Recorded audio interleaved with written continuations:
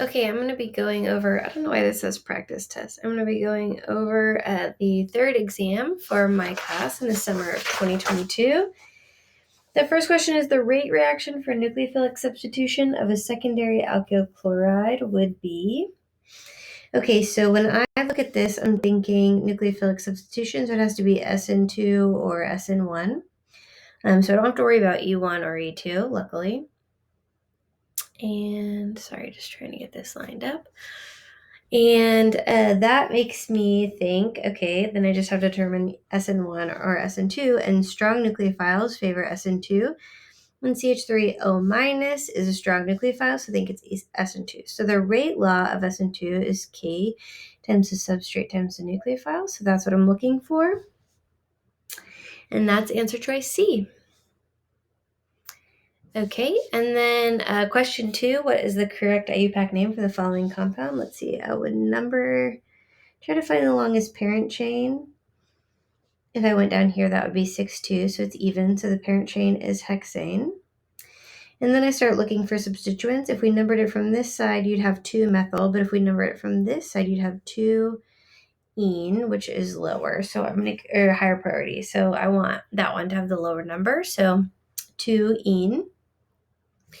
And then we also have 2-bromo and 3-chloro and 5-methyl.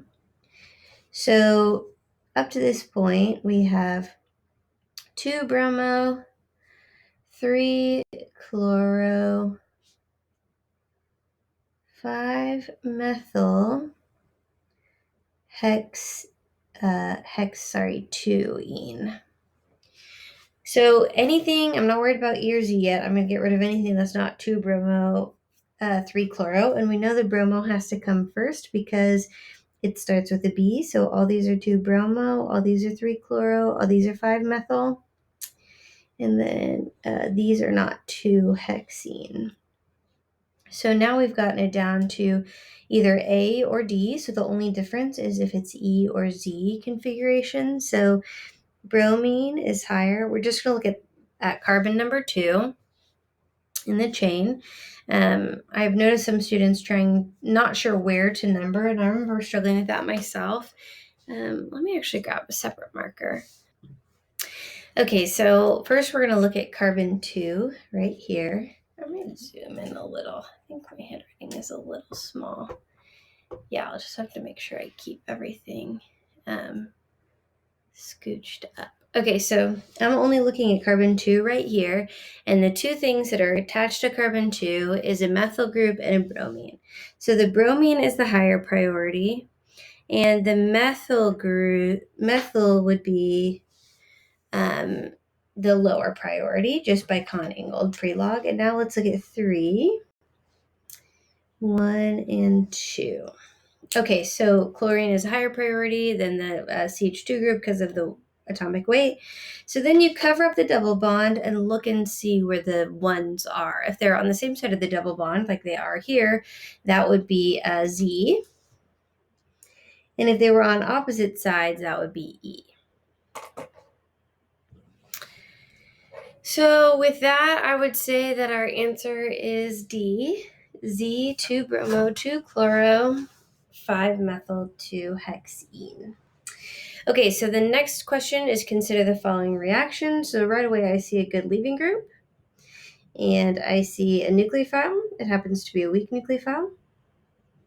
So straight away I'm thinking this is going to be a 1, either SN1 or E1. These are, of course, in high competition because the first step is the same for them. The leaving group leaves and a carbocation forms. But actually, I don't know if I even need to figure out which specifically one it is. I personally think it would favor SN1 because there's no heat. But what would happen to the rate of the reaction if the concentration of both nucleophile and substrate were doubled? Well, the rate of either an SN1 or an SN2 is the same, and that's K times substrate. So we don't have to figure out if it's SN1 or SN2. So if both were doubled, the only thing that matters is the rate. So it would double the rate. Or is the substrate, so it would double the rate. Rank the following in terms of nucleophilic strength and aprotic solvent. So aprotic solvent, you really want the negative charge to be more concentrated. And then also negative charges are always better. So before I even, or really, I guess, in this situation. So before I do anything, I'm going to look for 1 and 4 to be the top two. I think 1 is a little bit more than 4, a little bit more. Well, it's smaller actually, so it might be better. And then I'm going to have 5 as the least. So I think 1 and 4 should be on this side.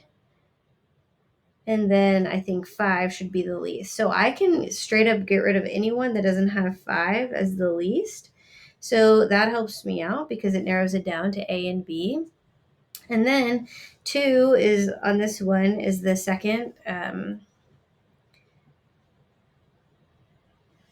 2 is listed second for answer choice B, but 2 isn't negative and 4 is. So we know 1 and 4 need to be the first. So that gets me to answer choice A. Just by knowing that negative charge is the strongest and positive charge is the weakest nucleophile, I was able to get to answer choice A without having to worry about how these CH3 groups would impact the nucleophile.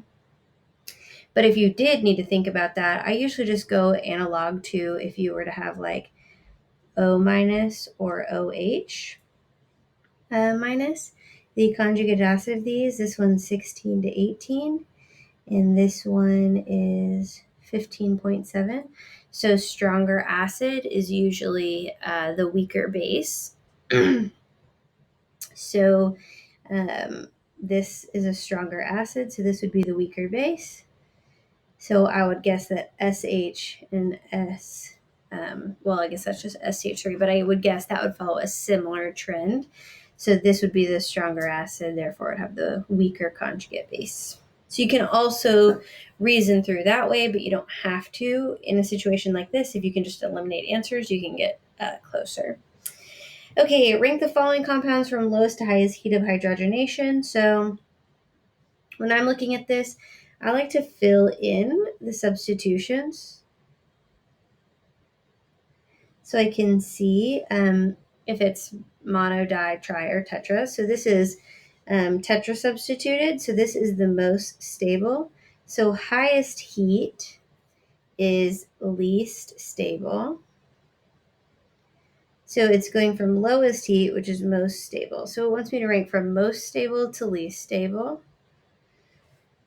So most stable is definitely going to be 2 because it's tetrasubstituted, and then 3 because it's trisubstituted.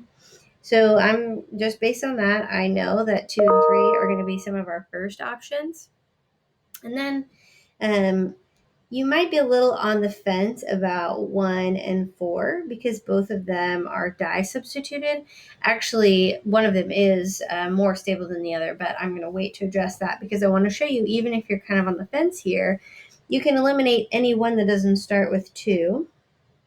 So that gets rid of A, B, and E. So we're down to just these 2. And C has 2 and then 3. While D has 2 and then 4, which is di-substituted. So you want your 2 and then 3 is what we're looking for. And so just based on knowing which 2 are the most stable, you can get the right answer. But again, if I really wanted to go through which one is more or less stable, I don't know if we explicitly talked about this, but this di-substituted is more stable than trans di-substituted, which is more stable than cis di-substituted. So if you had to put these in order, this one is the most stable and this is the least stable. I think just because it has more room around it on the, it's not like interacting with this hydrogen over there as much as it would be on the cis, is my thought process. Okay. So, and that was on a slide in our chapter notes, but even if you didn't know that, you could have narrowed it down to the right answer just by knowing that tetra was more stable than tri is more stable than di-substituted. Okay. Next question. Use the structures below for questions 6 through 8. These alcohols were to be protonated to become good leaving groups, which would most quickly undergo an SN1 reaction. So this is asking which would leave behind the most stable carbocation. And so I'm just going to draw those carbocations. This would be secondary, and it would actually probably very quickly undergo rearrangement to become tertiary. This would be tertiary. This would be secondary. It would probably quickly undergo rearrangement to become tertiary. This would be primary, actually, and would undergo rearrangement to become tertiary. And this would be secondary. So I would think 2 would be the most quickly undergo the SN1 reaction because that forms the best leaving group, basically. So, or it leaves behind the most stable carbocation being tertiary. Even better is if you had some resonance. So if it was in this position, that would be even better than this position. Okay. Assume all the alcohol functional groups were protonated, leaving groups departed. Which carbocation is least likely to undergo rearrangement? I'd say the one that's already tertiary. So that's, again, answer choice B. This would rearrange right here to become tertiary. This would not be able to become more stable by rearranging, so it would stay there. Secondary would become tertiary here. This secondary or primary would become tertiary. That would undergo very quickly. Oh, actually, I would think, oh, this is kind of tricky. If this one rearranged initially, it would just become another secondary, so that wouldn't really be helpful. It would have to undergo 2 rearrangements to get to tertiary, and that's really unlikely. So actually, I would say, I think it could be 2 or 5. Or, sorry, 2 or 4. Oh, no. I do think, however, that 3 has nothing, this tertiary has nothing to gain by undergoing rearrangement. So if I had to pick one, I would pick answer choice B. This one is also very unlikely to undergo, but it's slightly more likely than this tertiary. So I'll probably go back and adjust the grades for this one. I didn't look at that closely enough to see that there's possibly 2 answer choices there. So I'll probably go back and adjust the grades for that one. If anybody picked 4 instead of 2, I'll probably give partial credit because that one is also possibly likely. Okay, or is also not very likely to undergo rearrangement. Assume these alcohols would undergo acid-catalyzed dehydration by adding acid and heat, which would be most likely to occur by an E2 mechanism. Okay, so acid-catalyzed dehydration is a special type of elimination reaction. It happens with alcohols. In acid, and if you have a primary, it goes by SN2, it goes by E2, and if you have a secondary or a tertiary, it goes by E1 because the leaving group can leave. So if it's a primary, it'll go by E2 mechanism. So I think the only one that's likely to undergo that is answer choice E, this one right here. Okay. Which of the following would not react in a nucleophilic substitution reaction? Okay, so in a nucleophilic substitution, we need a good leaving group and we need a nucleophile. And those are the 2 main things that have to exist for a reaction to happen. So on this one, chlorines are good leaving group. I don't see a good leaving group here, and bromines are good leaving group here.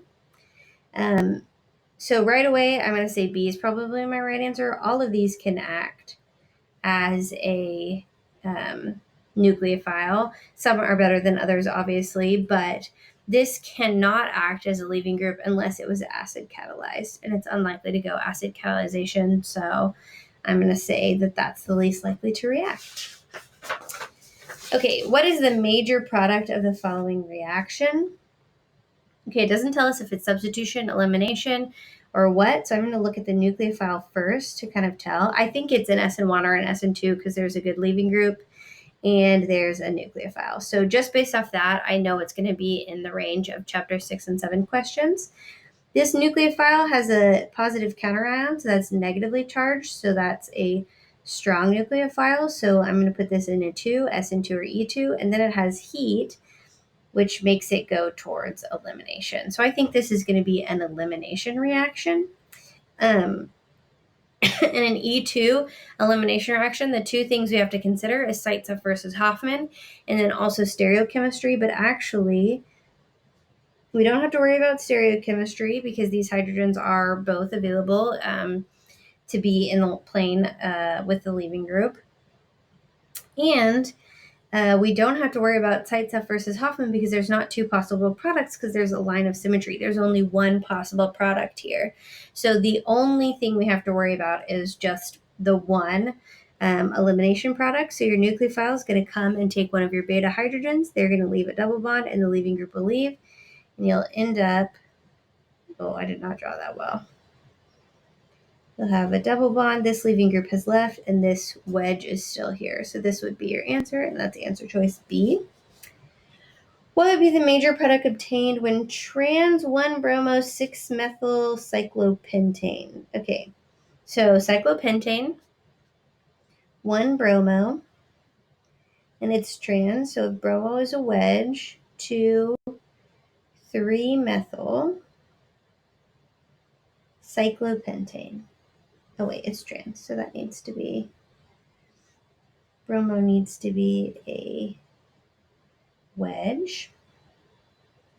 Is allowed to react with H2S at room temperature. Okay, so, I'm going to go through my, again, this has a good leaving group, so it's going to be SN1 or SN2. I look at the nucleophile. The nucleophile is H2S. That's not negatively charged, so that's weak. So I think it's going to be 1. And because it's at room temperature, I think this is actually going to favor an SN1 over an E1.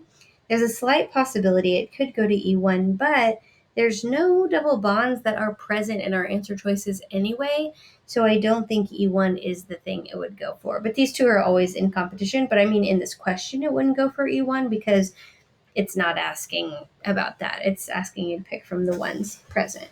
So now I'm going to do the reaction. So the leaving group leaves. This is positively charged, and you still have this over here, your CH3 on the other side. And then your nucleophile, H2S, just like H2O, will come and attack. And you'll get S with 2 H's. And that could be a wedge or a dash. You will get a racemic mixture of that, plus enantiomer. And this is positively charged, so then it will need to deprotonate. So we want our CH3 as a wedge, and then our SH undergoes its deprotonation step. A base will come and take this. And now this would happen plus its enantiomer. So plus, or actually not plus its enantiomer, plus, I guess technically this is a diastereomer because nothing changes. Oh no, I was off camera.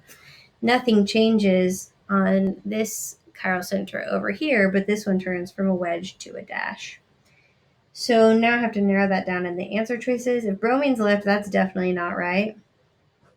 I don't know why bromine's still there on those. So now we've narrowed it down to just these two. Oh, and they actually drew the structure slightly different than I did. They went around to the left instead of having the SH attack on the left side. They had it on the right. So what I'm seeing is 1 and 2. The CH3 group is unchanged, and then the SH becomes a wedge or a dash. So I think it's a racemic mixture of 1 and 2. And that's kind of weird because I drew the product differently than they did, but it's still the same structure. Like if I took this, CH3 is pointing down, right? And the SH is pointing up on this one on the bottom, and I flipped it over.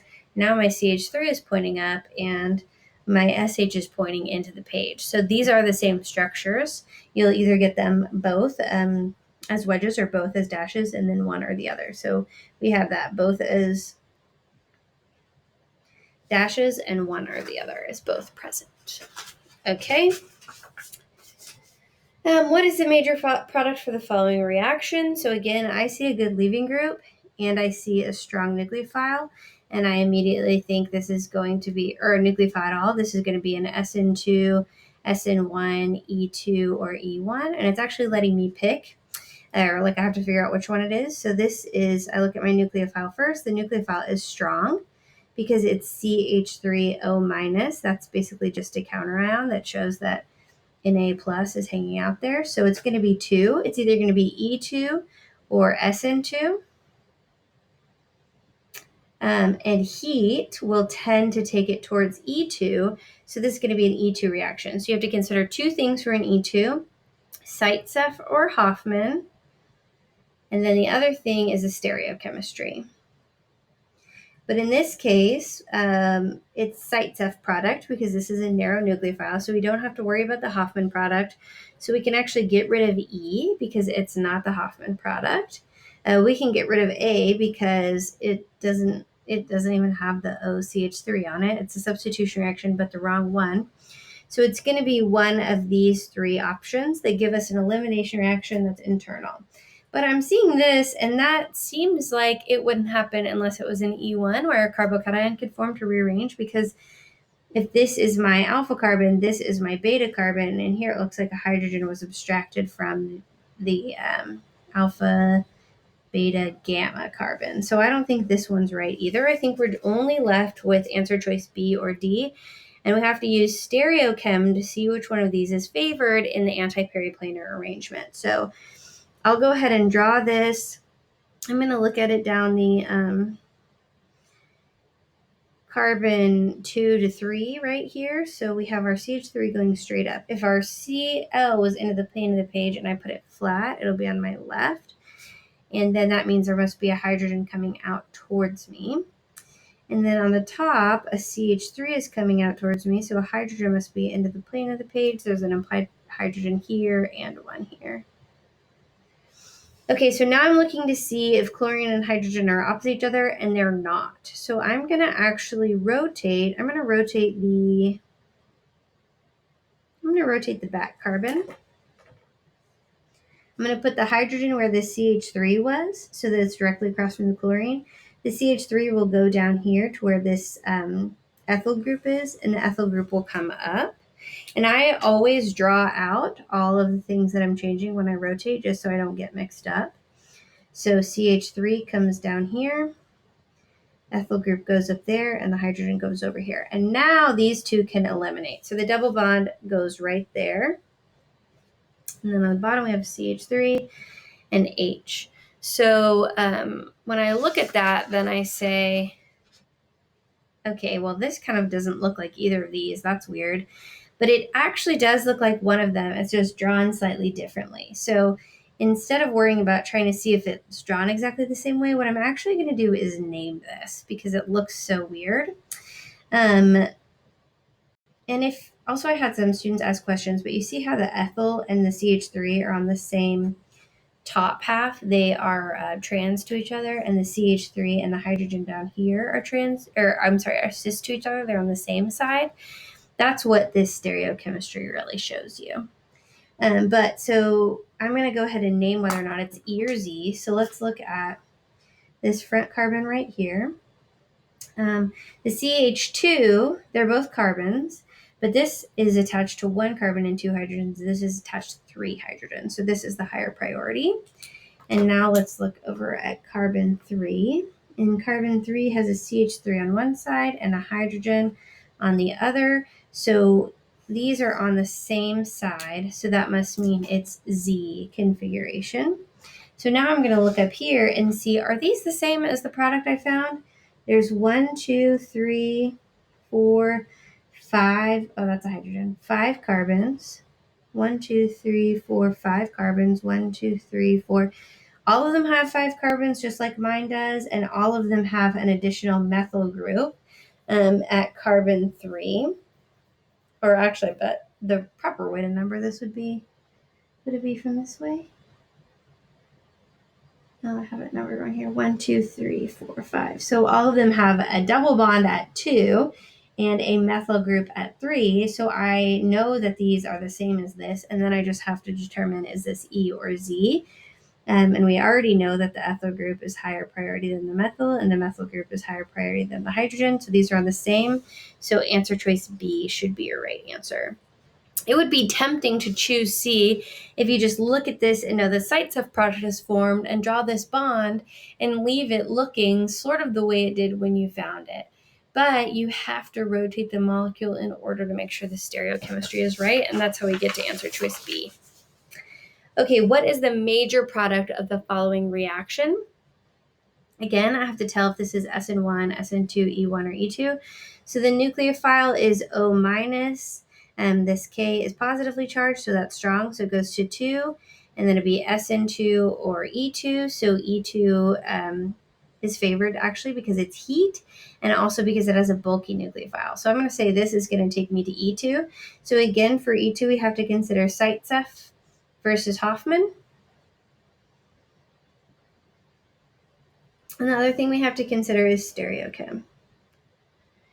So let's look at site-Ceph versus Hoffman. If we look at our alpha, and this is our alpha carbon, and these are our beta carbons, this beta carbon actually doesn't even have a hydrogen in it. So the site-Ceph product isn't possible, but even if it was, the Hoffman product would be favored.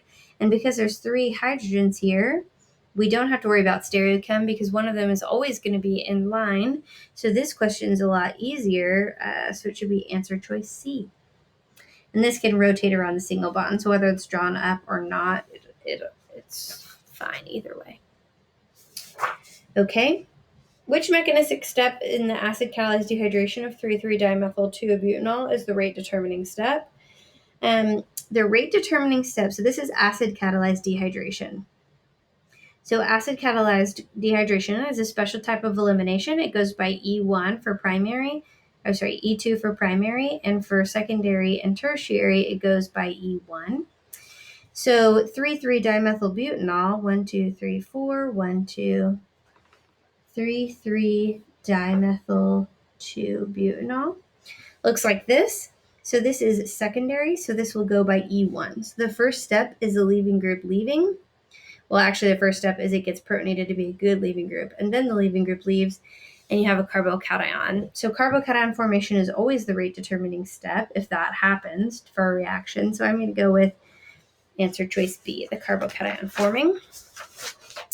Okay, 15. What is the major product of the reaction of the reaction of the following reaction sequence? So first, H2 with nickel is actually going to eliminate that double bond. So now we just have an alkyl halide, and then we have ethanol in heat. So this is a weak nucleophile, so it's going to favor 1, and then with heat, it'll favor E1. So the leaving group leaves. That's always the first reaction, or first step in an E1 or an E2. So leaving group leaves, and you get a positive charge. And in this case, because they're heat, it's going, oh, nope. If you have a carbocation, a red flag needs to go off. Red flag, rearrangement. And this can undergo rearrangement. It could very easily trade places with this methyl here. Will shift over to fill in and let you have go from a secondary to a tertiary carbocation. And then your elimination would happen. So you have a hydrogen here, here, or here. So you have several different products possible. This is a pretty narrow nucleophile, so I think the most stable one is going to form. So the most stable one is going to be the most substituted one, so I think it would form right between these two. And that looks like answer choice A. If this were to be the one that was abstracted, you would get something that looks like this. You would need the Hoffman product for that. And that's not even an answer choice, it looks like. This one didn't. Both of those didn't undergo rearrangement, so both of those assumed the E2 reaction mechanism. And this is an SN1 reaction mechanism. Actually, it looks like SN2, but that wouldn't happen either. SN2 because it didn't undergo rearrangement, so that wouldn't happen either because of heat. So really, if you just know that you don't have to know everything. You just have to know that it goes by the carbocation rearrangement, then you will get this question right. For the following, predict which one. Assume the solvent is DME. Okay, so it doesn't give us everything. It doesn't give us, I guess it does. this is a strong nucleophile and there's a good leaving group. So if it's a strong nucleophile, then it goes to 2. Sorry, if you look at the nucleophile strong, it goes to 2. There's no heat and it's a primary leaving group. So I think between the two, I would go with SN1. I can confirm that though, because they give me the products. So if this came and kicked out, it would substitute out for OH minus. So SN2, it can't be elimination because no double bond is formed. No reaction might happen if there wasn't a good leaving group and a good nucleophile, but there is a good leaving group and a good nucleophile. By analyzing the starting material and the products, the following reaction is possibly an example of what type of mechanism? Okay, so this is what I was thinking the question above was. So this doesn't give us any reagents except that there is a leaving group, but it's secondary, which means it could literally be anything. It could be SN1, SN2, E1, or E2. However, no double bond is formed, so I'm going to go ahead and say this is a substitution reaction. And the other thing I'm seeing, I'm going to flip this over for you so you can see it from a different angle, but the other thing I'm seeing is this is a racemic mixture. So if this is a substitution reaction and there's a racemic mixture, then the only thing it could possibly be would be SN1. Now, even that I think is a little unlikely because if the leaving group left and this was positive, it would probably undergo rearrangement. And then the N3 would add there, but you can't get a mixture of back and front side attack from SN2. So the only thing it could possibly be would be SN1. Okay. Oh, and I already worked, did I already work these out for y'all? I think I did. Most people got the nomenclature right, but they forgot to add R or S and E or Z in. I worked these out in class. But very quickly on this one, the bromine. This is hard to see on this one. Another copy of the exam. Oh, this was my key, so no. Yeah, I mean, it's ES. It's hard to see on there. Let me redraw it for you. You have the bromine. I draw in the hydrogen. And then right here you have this double bond. Okay. So first, let's say RS configuration. So this bromine is obviously going to be priority number 1. And then between these are both carbons. But this carbon is attached to 3 hydrogens. And the other carbon is bonded. It's double bonded to a carbon. So that's like as if it's bonded to 2 carbons. And then it's also bonded to a hydrogen. So this is going to be the higher priority. And then this. So it's 1, 2, 3. So that looks like it's R, but the hydrogen is the lowest priority and it's pointing towards us.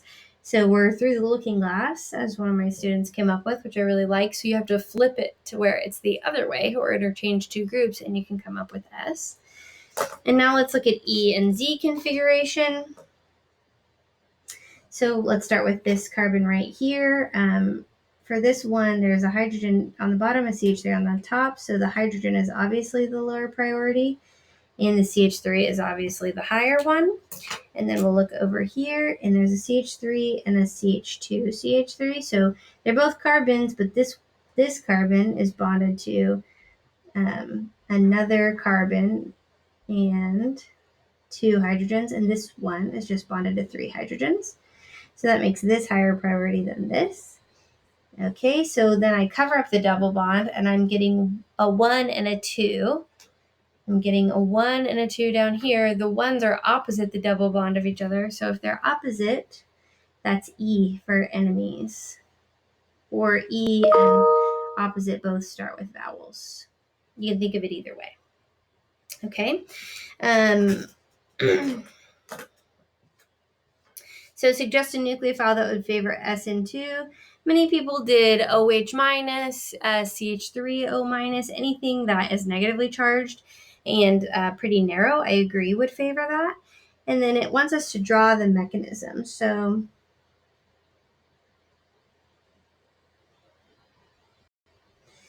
I'm going to draw this CH3O minus, come in and attack, in the leaving group leave, and then I'll go ahead and draw the products just because I can, so why not? And so now, if it's attacked from the backside, the OCH3 has been bonded and the Br minus is gone. But this double bond, nothing happens over there. And it wants us to draw the transition state. I saw a lot of people who are like, I don't know how to draw the transition state. You can look at how carbon tetrachloride thing,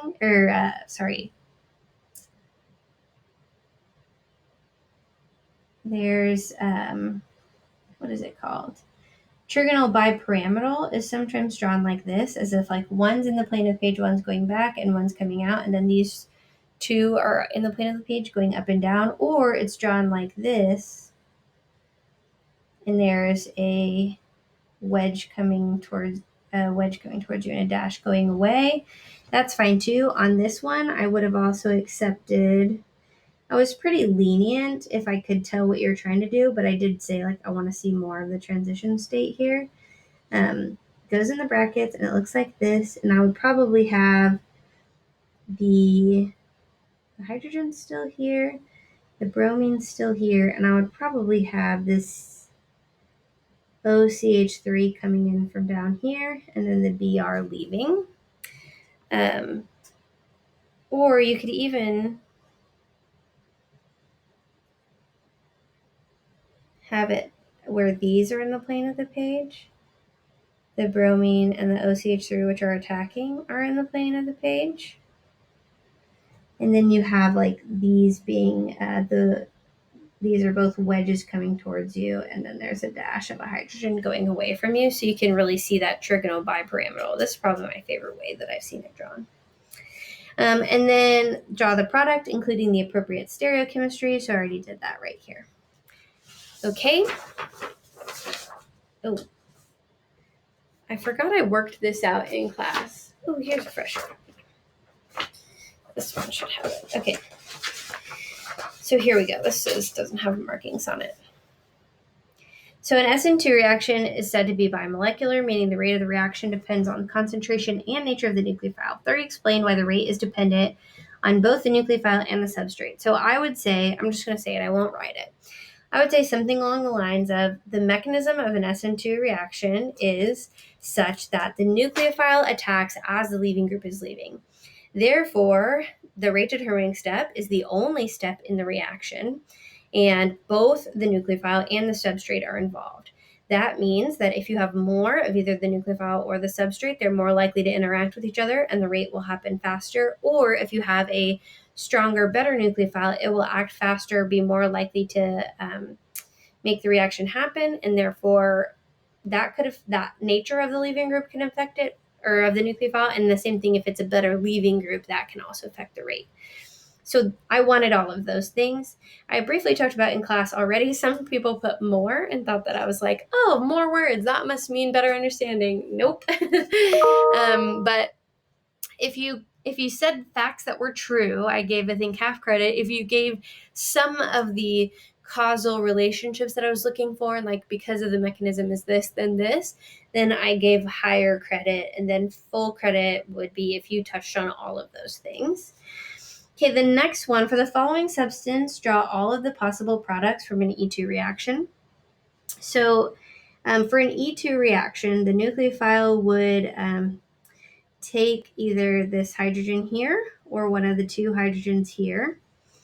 And so we've identified our beta carbons, and it's going to take from one of those two, but we have to consider Hofmann versus Zaitsev, and we have to consider Stereochem. Now, in this case, it tells us to draw all possible products, and it doesn't tell us if it's SN1, SN2, E1, or E2. So if our nucleophile took this, it filled in, and the leaving group would leave, we would get this structure over here. And on this side, if our nucleophile came in, this would fill out and this would leave, we would get something that looks like this. However, this is only considering Hofmann. This would be the Hofmann product, and this would be the Zaitsev product. So the other thing you have to consider is stereochemistry. Is there even a hydrogen available that's anti-periplanar to our leaving group? So our leaving group is a wedge. So I'm just going to decide arbitrarily that's pointing up, it's axial. So the next one that's pointing down, also axial, would be the CH3. And then you have a hydrogen pointing up here. So on this carbon, there's not a hydrogen in the same pane of the plate. The hydrogen would need to be right here. That's not. That's a CH3.